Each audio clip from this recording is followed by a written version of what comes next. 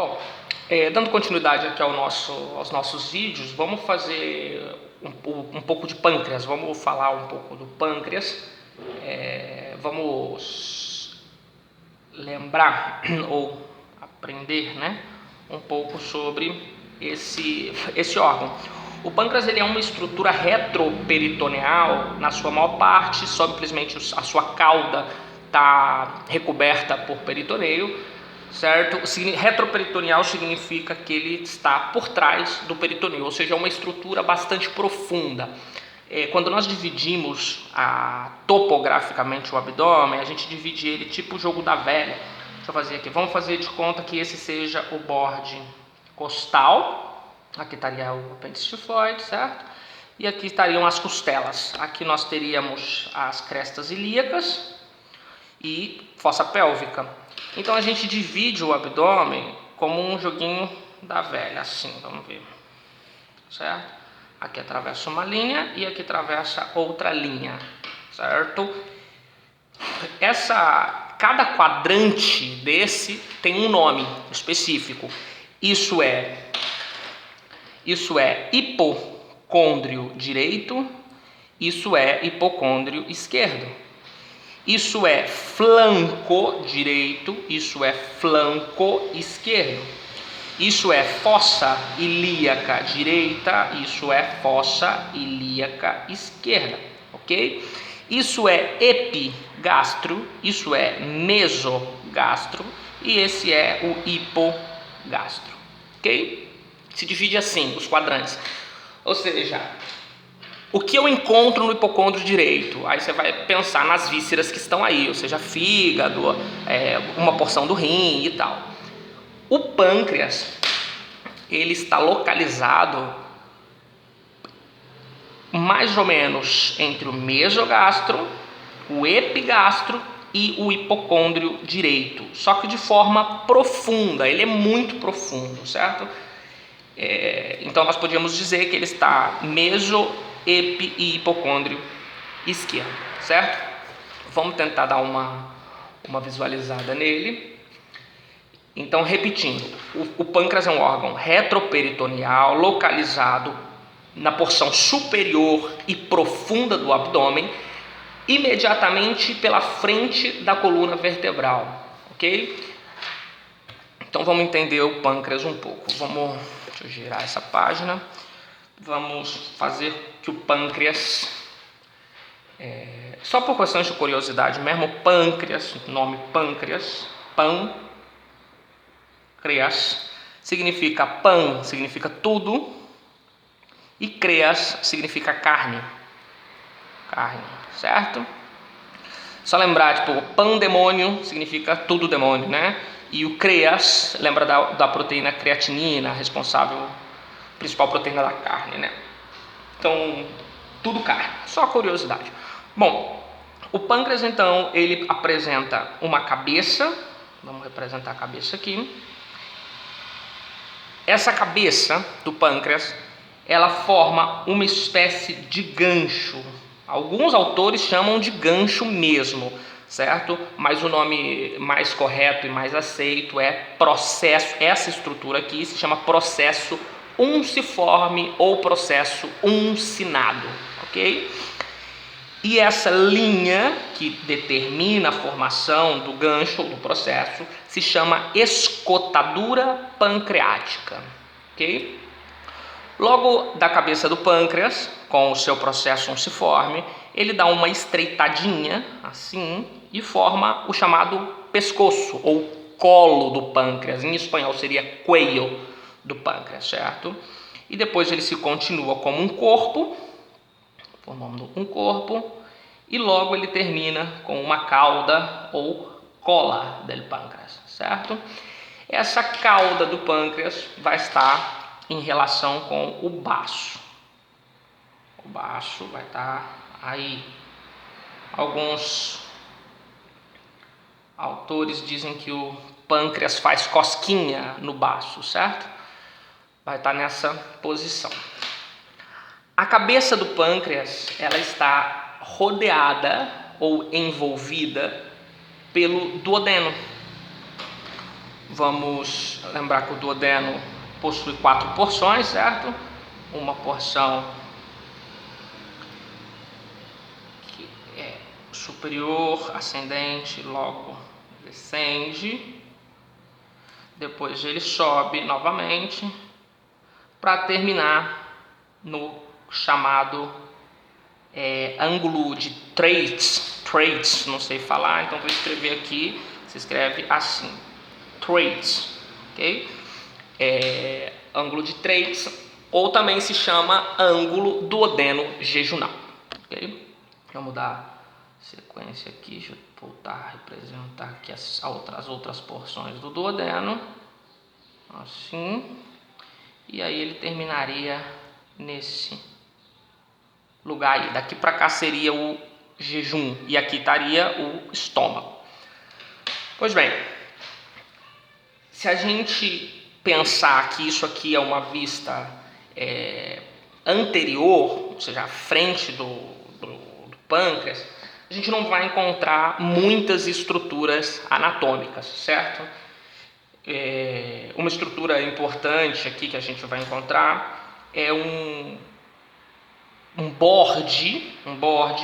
Para isso, para a gente pensar nesse borde, eu vou representar aqui um corte sagital, assim, no pâncreas, e seria mais ou menos assim. Isso seria a sua cara posterior, esse seria a sua cara anterior. Observe que ele tem uma forma piramidal, certo? Uma forma de um triângulo.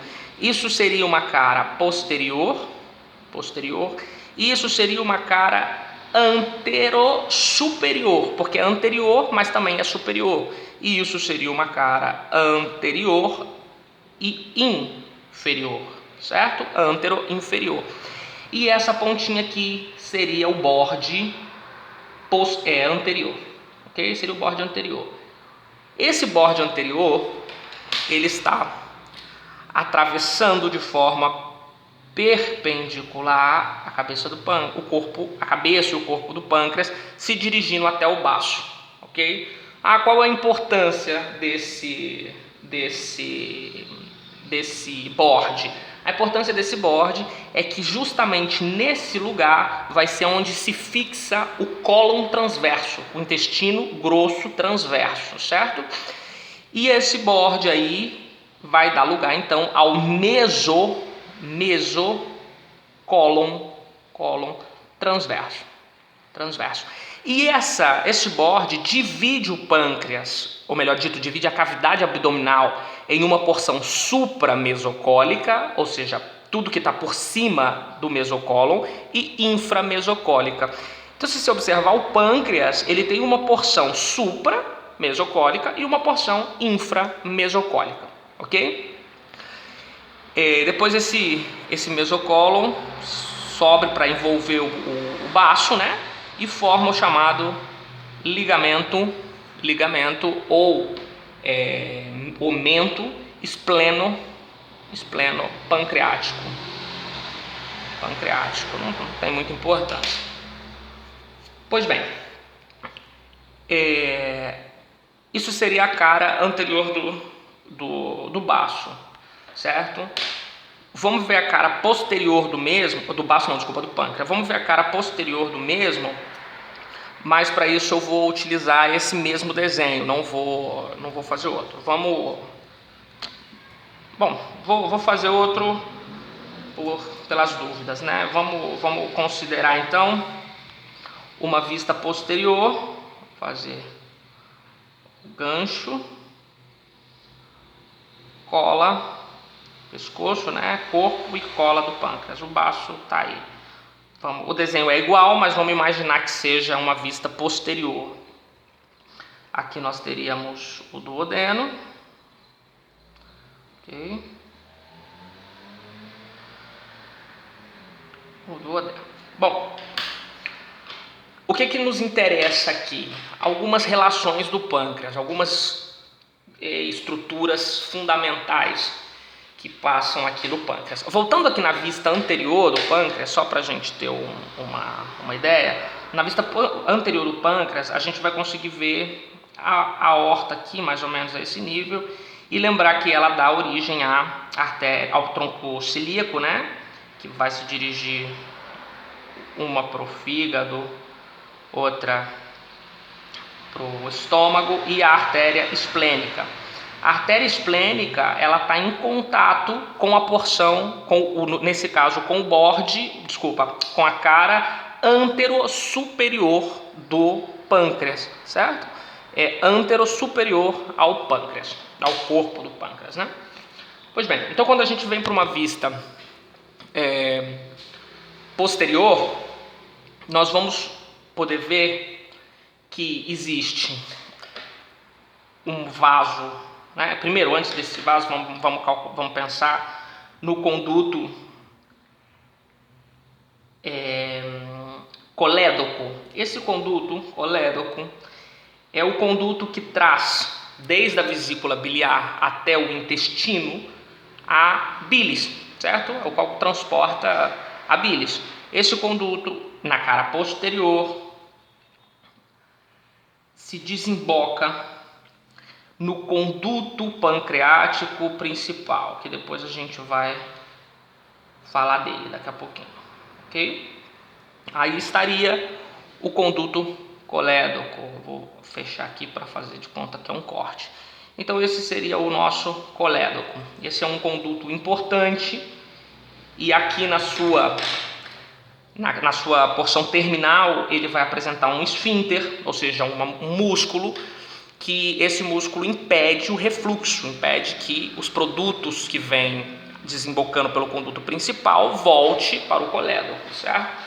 Geralmente são produtos enzimáticos, né, e altamente corrosivos, né? São enzimas proteolíticas, e imagine que o corpo é praticamente tudo proteína, né? Seria um desastre total. Bom, por trás e algo à direita desse conduto, nós vamos ter a veia cava.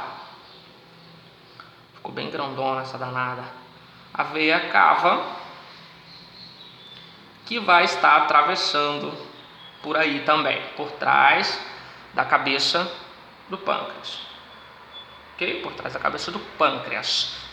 Aqui eu vou saltar o conduto, deixa assim só por enquanto, depois a gente melhora a visualização. Ou seja, veia cava inferior. Então qual é a localização da veia cava inferior em relação ao pâncreas? Ela é posterior. O pâncreas está em contato com sua cara posterior com a veia cava. Essa veia cava, por sua vez, é antes do conduto colédoco, ok? Logo disso, nós vamos ver aqui, como eu disse, a artéria mesentérica passa pelo borde superior do pâncreas, enquanto a veia mesentérica passa pela cara posterior do pâncreas. Okay? A veia mesentérica vem por aí. Veia mesentérica. E essa veia mesentérica, esplênica, certo? Artéria esplênica pelo borde superior do baço e veia esplênica pela cara posterior do pâncreas. Ok?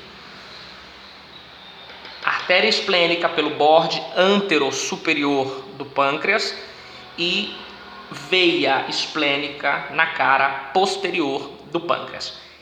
Essa veia esplênica vai se unir a nível de queio ou do colo do pâncreas, mais ou menos, com a veia mesentérica inferior.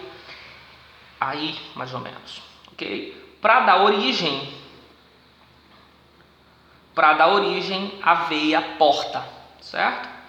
Elas vão se dirigir para cima e para a direita, depois elas vão passar por trás de todo esse pacote, por trás da cava e por trás do conduto colédoco, e vai sair à direita para poder se dirigir ao ilho hepático, ok? Essa seria a veia cava. Veia cava, exatamente. Veia cava, certo? O que a veia cava transporta? A veia cava, ela transporta os nutrientes absorvidos da alimentação. Essa veia, ela burla, por dizer assim, o retorno venoso para o coração, já que se tudo aquilo que nós comêssemos fosse direto pelo sistema cava, cairia tudo no coração. E esse sistema sistema portal, transporta para o fígado nossa alimentação, ok? Onde ele vai ser metabolizado.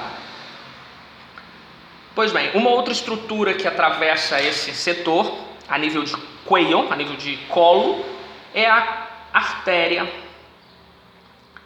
aorta, ok? Ela dá o tronco esplênico dela e depois ela descende para dar origem logo por trás da cabeça do pâncreas na artéria mesentérica superior, certo? Essa artéria mesentérica superior, a gente já vai falar dela, ela vai dar origem à nossa artéria pancreática ou duodeno-pancreática inferior, responsável pela irrigação da cabeça e pescoço do pâncreas, ok? Bom, deixa eu ver outra relação importante aqui. Na cara posterior do pâncreas, seria basicamente isso, né? Aqui nós temos, eu vou representar melhor isso, mas só por questões de continuação, nós vamos ter então o conduto pancreático principal, que vem de todo o corpo do pâncreas. Esse conduto pancreático, ele é responsável pela secreção exócrina do pâncreas. O pâncreas é uma glândula mista. Por que mista? Não é pelo tipo de secreção, e sim pelo tipo de glândula. Ela tem uma secreção endócrina e uma secreção exócrina. E esses tubos, esses condutos, representam o pâncreas exócrino, certo? Esse seria o conduto principal, ou chamado conduto de Wirsong. E nós teríamos um outro conduto, que é um conduto acessório, mais curto, e que tem a característica de drenar, por dizer assim, a região do uncus, né? Aqui o gancho, o processo uncinado e tal, e esse se desemboca mais superiormente, ok? Aqui essa seria a primeira porção do duodeno, essa seria a segunda porção do duodeno, essa seria a terceira e por trás estaria a quarta porção do duodeno. Então, aonde desemboca o conduto principal pancreático? A nível de papila duodenal maior, na segunda porção do duodeno. Aqui existe uma dilatação na mucosa do intestino e forma um esfíncter, ou seja, que impede que o produto intestinal entre nessas estruturas. E esse esfíncter se chama esfíncter de Oddi ou de Oddi, ok? E na porção superior se desemboca na papila, também se chama papila duodenal, porém é a menor. Papila duodenal menor, papila duodenal maior. A papila duodenal maior está por cima da papila duodenal maior. A menor está por cima, a maior está por baixo. Ok? Então, se nós imaginarmos que o tronco celíaco está mais ou menos aqui, dando as raminhas que vão subir para lá, outra que vai para o gástrico, e aqui estaria a artéria esplênica, certo? Então, a artéria esplênica está no borde anterossuperior do corpo do pâncreas, e a veia esplênica, que vai dar origem ao sistema porta, está na cara posterior desse órgão, ok? Bom, se a gente fizer aqui, como a gente representou esse corte piramidal, a aorta estaria mais ou menos aí, passando por trás do pâncreas, né? Passando por trás do pâncreas. Isso aqui é posterior, passando por trás dele. Então ela passaria por aí e aqui mais ou menos ela mandaria a sua artéria mesentérica, ok? Aqui nós teríamos ou um corte do duodeno, primeira porção do duodeno, e aqui a terceira porção do duodeno, que é onde está a quarta, desculpa, porção do duodeno, que estaria relacionada com isso. Bom, antes de prosseguir, uma coisa que eu acho que eu não falei, não me lembro bem, mas vamos lembrar que o pâncreas, então, ele está dividido aqui, ó, em cabeça, um estreito, que é o colo ou cuello, certo? Um corpo e uma cauda ou cola em espanhol, ok? Essa é a estrutura, as generalidades, né, desse órgão do pâncreas. Vou fazer outra comparação aqui, uma continuação. Vamos falar sobre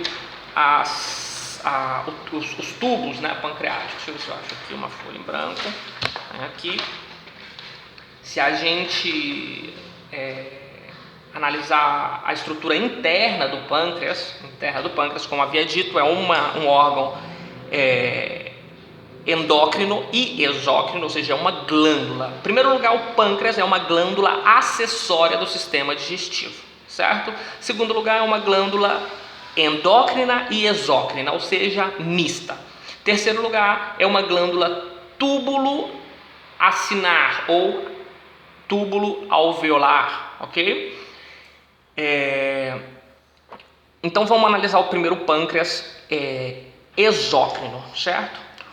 O pâncreas exócrino, como nós desenhamos aqui nesse desenho, nesse aqui, apresenta um conduto principal, certo? Então vamos representar aqui um conduto principal. Esse seria um conduto pancreático principal. Esse conduto pancreático principal recebe condutos menores que desembocam no principal, e esses condutos menores se chamam condutos interlobulijar. Eu vou escrever aqui daqui a pouquinho. E esses condutos interlobulijar recebem condutos interlobulijar. E esses interlobulijares estão em contato com os alvéolos ou acinos pancreático, que são as unidades secretórias do pâncreas exócrino, ok? Vamos dar sequência aqui nesse desenho. Vamos fazer mais um, aqui mais outro, assim, e aqui, assim, só para concluir. Aqui eu vou representar outro tubo. O que produz esses acinos? Vamos escrever aqui. Então vamos lá, ó. Isso é um acino com células cúbicas, certo? Células cúbicas e simples, não é estratificado. E esse acino, ele é o produtor do suco pancreático. Esses acinos são os responsáveis de produzir todas as enzimas digestivas, pepsina, tripsinógeno, todos os zimógenos, todas as enzimas que atuam na digestão dos alimentos são produzidos nos acinos pancreáticos. Então vamos lá, aqui é um acino. O que é um acino? É a unidade morfofuncional de uma glândula, certo? Esse acino analise bem a forma dele, parece um alveolo, né? É como se fosse um alveolozinho, por isso se diz que é uma glândula alveolar, certo? Só que tem tubos, e esses tubos caracterizam essa glândula como túbulo alveolar, ou seja, ela vai ser mista também, porque é túbulo alveolar, ok? Então aqui nós temos o acino, aqui nós temos o conduto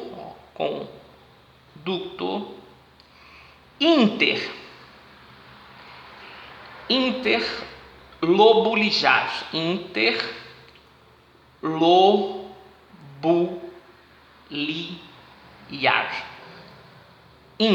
ok? E aqui nós vamos ter o conduto, esses dois são inter e estão desembocando em outro, certo? Esse aqui vai ser o conduto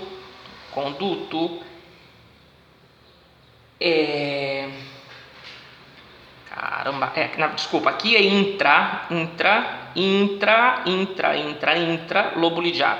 E aqui sim é o conduto interlobulijar, ok? Então aqui é intralobulijar e aqui é interlobulijar. E esse é o conduto principal, o que a gente chama de conduto de Wirsung, assim, ok? Conduto de Wirsung ou conduto principal. Bom, o que ocorre? Por que esse é intra e esse é inter? Bom, o acino, uma unidade estrutural, forma um lóbulo, certo? Então, o conjunto de alguns acinos que desembocam em um mesmo conduto formam um lóbulo acinar, ok? Então eu tenho um lóbulo e como esse conduto, esses aqui que eu representei, eu só fiz dois, mas são vários, né, geralmente. Esses condutos estão dentro do lóbulo, então eles se chamam intralobular, em espanhol intralobuliar, certo? Esse que já está fora do lóbulo se denomina interlobulijar ou interlobular, ok? E depois ele desemboca no conduto pancreático principal ou conduto de Wirsung, ok? Pois bem, o conduto de Wirsung ele vai prosseguir até a segunda porção do duodeno. Se a gente disse que os acinos produzem o suco pancreático que atua na digestão dos alimentos, ele tem que desembocar no duodeno, igual nós fizemos aqui, na segunda porção do duodeno, ok? Nesse caminho, pouco antes dele chegar na cabeça na segunda porção do duodeno, ele recebe o colédoco. Esse colédoco, como eu já tinha mencionado, ele traz a bilis. E a bilis é indispensável para o metabolismo, para a digestão das gorduras. A bilis se chama sais biliares, né? Esse sal ele é uma espécie de sabão. Então ele divide, ele fragmenta as grandes moléculas de gordura, facilitando a ação das enzimas lipolíticas, das enzimas pancreáticas, ok? Então esse conduto de Wirsung vai chegar na segunda porção do duodeno, aonde vai se desembocar na papila maior do duodeno, a nível de segunda, vou fazer aqui assim rapidinho, segunda porção do duodeno, ok? Na segunda porção do duodeno, aqui é a segunda porção do duodeno e aqui estaria a papila maior, ok? E ele está controlado por um esfíncter chamado esfíncter, vou fazer aqui, esfíncter. Um esfíncter é uma massa muscular redonda que fecha e abre segundo estímulos. Esfíncter de Oddi ou Oddi, depende muito. Ok? Depois, aqui nós vamos ter o segundo conduto, que é o conduto acessório, né, que nós temos representado aqui. O conduto acessório, ele tem a mesma estrutura também, porque faz parte do pâncreas exócrino, só que a diferença é que ele vai drenar ou vai transportar a secreção simplesmente da parte da cabeça, a porção inferior da cabeça do pâncreas, e esse conduto principal vai, lembrando que ele recebe os interlobulijar, os intralobulijar, que provém dos acinos, ok? Vou fazer só aí para ficar claro isso. E esse conduto acessório vai atravessar e desembocar na chamada papila menor do duodeno, ou seja, papila menor do duodeno, segunda porção desse órgão, certo? Segunda porção do duodeno. E esse conduto acessório, pode se chamar conduto acessório, não está errado, pancreático, conduto pancreático acessório ou acessório pancreático, ou conduto de... Ih, rapaz, esqueci o nome do homem agora. Conduto...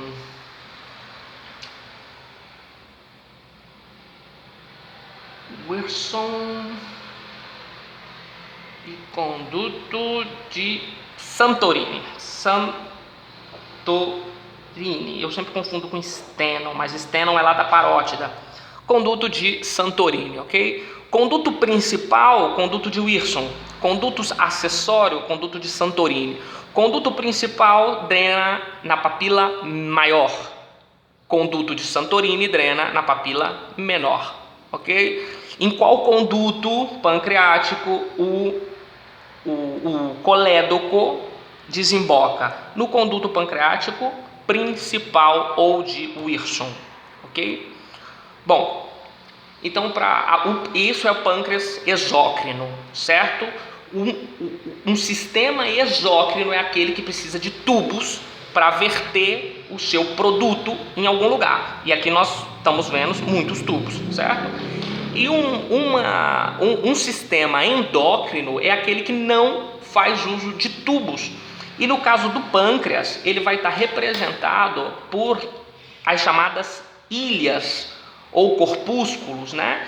De Langerhans ou Langerhans. Vou escrever aqui, ó, é assim, Langerhans. Assim, em espanhol seria Islas de Langerhans, ok? Em português seriam ilhas ou islotes, né?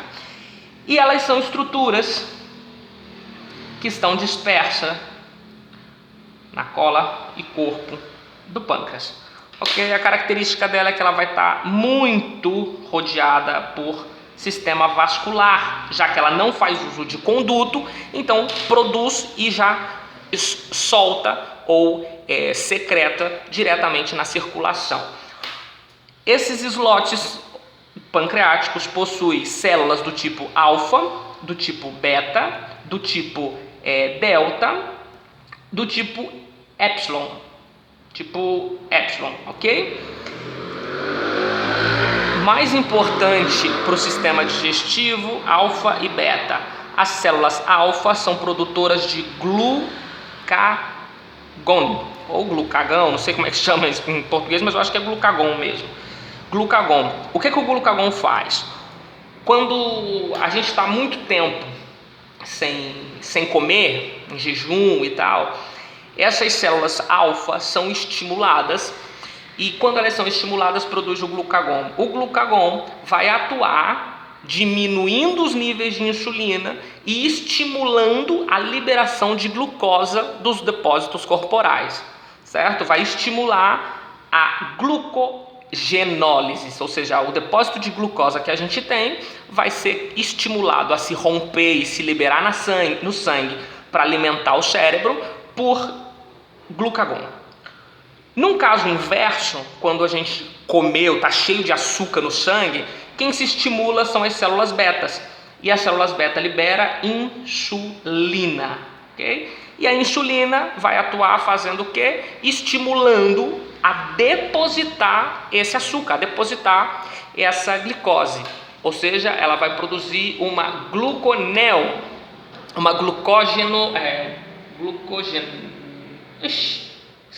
gluconeogênese, ou seja, a produção de glucógeno. Vai tirar esse açúcar do sangue, vai transformar ele em açúcar grande, em glucógeno, em amido, e vai depositar no nosso fígado como reserva, para se acontecer da gente precisar, o glucagon vai lá e quebra, certo? Só por questão de curiosidade, as células D secretam somastatina. A somastatina é um hormônio que atua, se crê, regulando a secreção de insulina. E as células epsilon produzem um hormônio chamado grelina. É um hormônio que até pouco tempo não se sabia muito a função dele e hoje se tem certeza que esse hormônio é responsável pela saciedade. E está muito associado ao tecido adiposo, Quanto mais tecido adiposo a pessoa tem, maior é o índice de grelina. E por ter muita grelina, a pessoa tem muita fome. Se tem pouca grelina, a pessoa tem menos fome, certo? Para concluir a irrigação, né, do pâncreas, vamos... Deixa eu ver se tem a relação em algumas últimas relações, né, desse órgão. Vamos lembrar aqui rapidamente. A aorta abdominal, essa aorta abdominal origina o nosso tronco celíaco, o tronco celíaco, exatamente.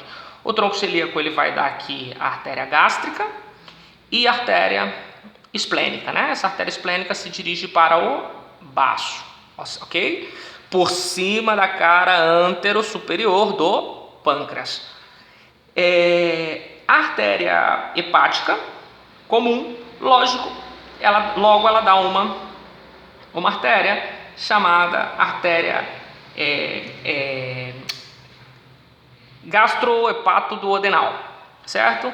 Essa, por sua vez, origina duas ramas. Uma que vai ser a artéria gastromental direita, né? Gastromental direita, e uma outra que vai ser a artéria pancreático-duodenal, que vai dar origem à artéria duodenal e artéria pancreática. Qual que interessa?